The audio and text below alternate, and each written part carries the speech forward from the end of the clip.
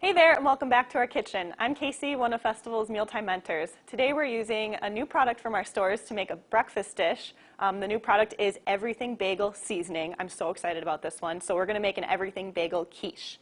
So to get started with this, we're going to prepare our crust. I just have a pre-made crust here that I've rolled out, and this is the point where we're adding the Everything Bagel Seasoning. So I'm just going to sprinkle this over the crust.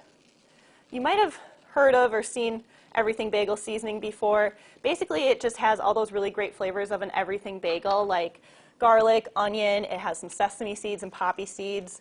Really great flavors all in one mix. So I'm just going to roll this seasoning right into the crust here. This kind of acts as the bagel, I guess, of the quiche.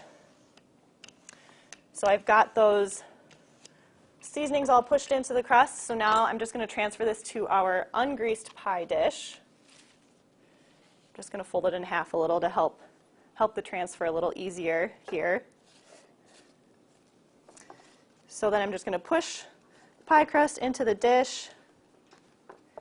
If you want to get fancy with your edges, you could do some crimping or fluting. It'll taste great no matter how it looks, but that's up to you. So we've got our pie crust here looking good. So now at this point we would put it in the refrigerator to chill for about 30 minutes, and that just helps it to not shrink as much during our blind bake. But I don't have that time today, so I'm just going to keep going with this. After it would chill for 30 minutes, then I'm going to add some parchment paper over it. Something that I always do with my parchment paper is I just like to kind of crinkle it up a little bit so that it doesn't keep rolling on itself. Doesn't look super pretty, but it works.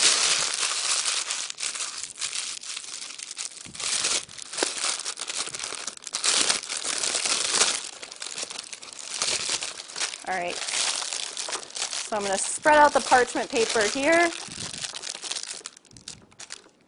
And then I'm going to pour, I just have some dry beans. I'm just going to pour in the middle. If you have pie weights specifically for this, that would work too, but dry beans work just as well. This just helps to keep the crust where it's supposed to be while it's baking.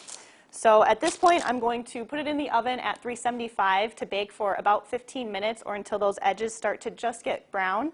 And then I'm going to take it out of the oven and remove the parchment paper and the beans. And then I'm going to go in with a fork and just prick the bottom of the crust a little bit so the crust doesn't puff up, and toss it back in the oven for about 8 minutes. Our crust is done. It looks great, nice and a little bit brown around the edges. So now I'm going to work on our egg filling. So over here I have some eggs, and to this I'm going to add some half and half, some sour cream,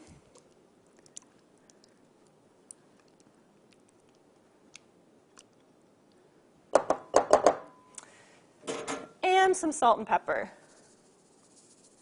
This makes a really nice, kind of creamy, but definitely still very eggy filling, which is great for the quiche. So now I'm going to beat this for about a minute or until everything's really nice and mixed together.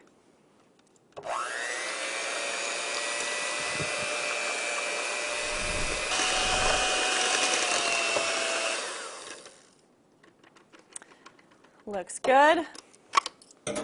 So now I'm just going to add some sliced green onion, and then just give that a gentle whisk so that's all nice and combined.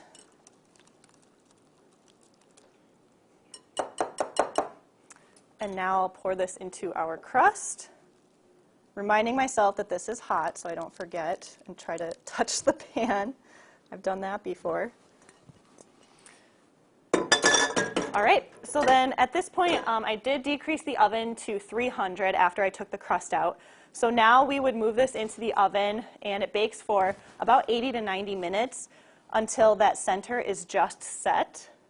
Of course, we do have one already made. And we're not quite done yet. The last step is to make our topping for the quiche. So over here, I have some sliced red onion. To this, I'm just going to add some fresh lemon juice, some chopped fresh dill, and some capers, and toss that together. This just really kind of completes that whole everything bagel experience.